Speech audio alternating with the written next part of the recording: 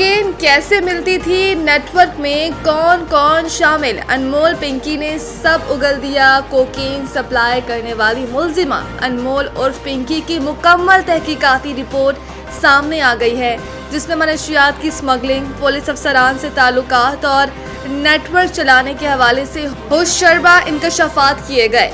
मुलजिमा अनमोल उर्फ पिंकी ने बताया कि इसने इब्तदाई तालीम सोराब गोट कराची के सरकारी स्कूल से हासिल की। 2006 में मॉडलिंग और अदाकारी के शौक में वो लाहौर मुंतकिल हुई, जहां फिल्म डायरेक्टर्स के दफातर के चक्कर काटने के दौरान इसकी मुलाकात पुलिस अफसर राना नासिर से हुई। मुलजिमा के मुताबिक राना नासिर और राना अकरम इसके साबका शौहर हैं और दोनों पुलिस में अफसर थे। साबिक शौहर राना नासिर ने उसे मनशियात फरोश गैंग का हिस्सा बनाया। राना नासिर के जरिए ही इसकी मुलाकात ग्रोह के दीगर अरकान बोबी और किरण से हुई। बाद अज़ा बोबी के कहने पर इसने राना नासिर से तलाक ली और अलहदगी इख्तियार करके मनशियात का अपना काम शुरू किया। दौरान तफ्तीश मुलजिमा ने बताया कि इसकी साथी किरण ने एक सियाह फॉर्म अफ्रीकी बाशिंदे से शादी कर रखी है, जो पाकिस्तान में खालिस कोकेन स्मगल करता था। मुलजिमा इस खालिस कोकेन में केटामाइन, मेथ, लाइडोकेन और एपीसीड नामी केमिकल्स मिलाकर इसकी मिकदार बढ़ाती और फरोख्त करती थी।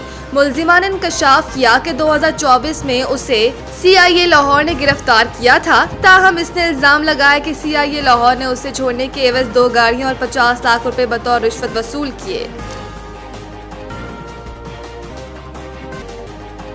मजबूत पॉलिसी इक़दामात ने पाकिस्तान की मुआशी बहाली को सहारा दिया। IMF ने जायजा रिपोर्ट जारी कर दी। आलमी मालियाती फंड IMF का कहना है कि मजबूत पॉलिसी इक़दामात के तसलसल ने पाकिस्तान की मुआशी बहाली को न सिर्फ सहारा दिया, बल्कि मईशत की बैरूनी झटकों के मुकाबले में मज़ामत को मजबूत किया।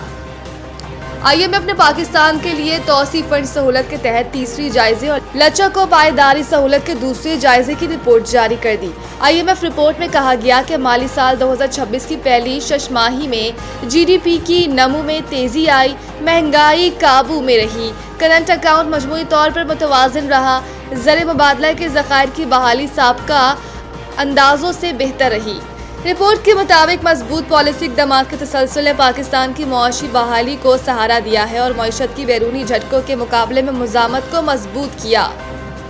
IMF जायजा रिपोर्ट में कहा गया कि मशरिक़ वस्ता में जंग के असरात ने पाकिस्तान के करील मुद्दत के मुआशी मंजरनामे को गैर यकीनी बना दिया।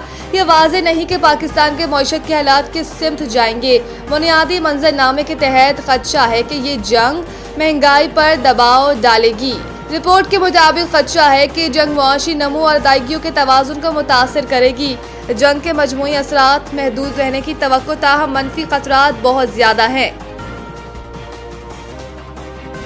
ईरान के खिलाफ फौजी रास्ता मुकम्मल नाकाम, इज्जत दे इज्जत ले, अब्बास इराक्ची। ईरानी मीडिया से गुफ्तगू में ईरानी वज़ीर ख़ारिजा अब्बास इराक्ची ने कहा कि ईरान के खिलाफ कोई भी फौजी हल कारगर साबित नहीं होगा। अमरीकी और इसराइली हुक्काम की हालिया धमकियों से फर्क नहीं पड़ता। ईरान ऐसी धमकियों का आदी है। ईरानी वज़ीर ख़ारिजा ने कहा कि अमरीका खुद भी जानता है जंग या धमकियों के जरिए कोई नतीजा हासिल नहीं किया जा सकता।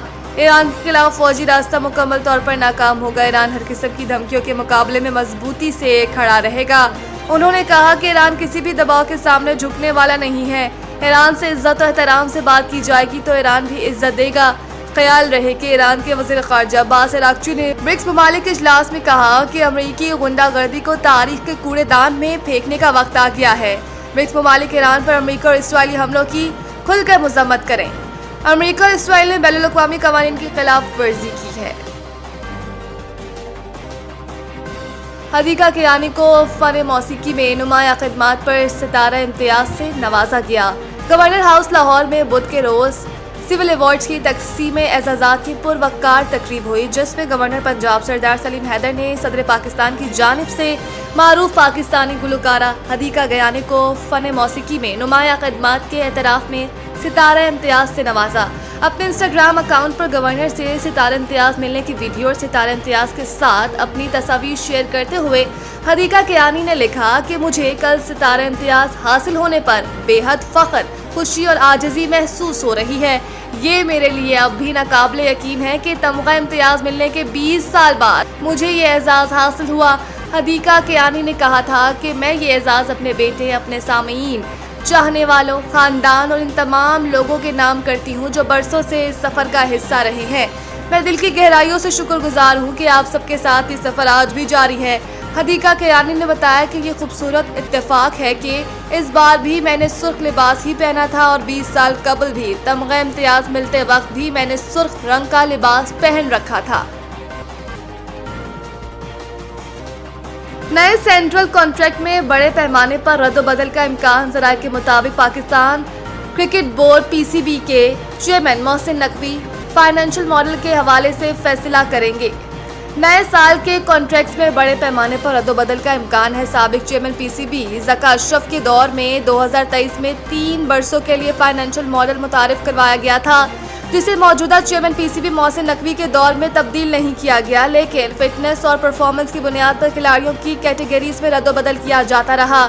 ज़राए के मुताबिक अब 1 जुलाई से नए सेंट्रल कॉन्ट्रैक्ट्स की मुद्दत शुरू होगी। इस सिलसिले में नए सेंट्रल कॉन्ट्रैक्ट्स के नामों के हवाले से इब्तिदाई बातचीत जारी है।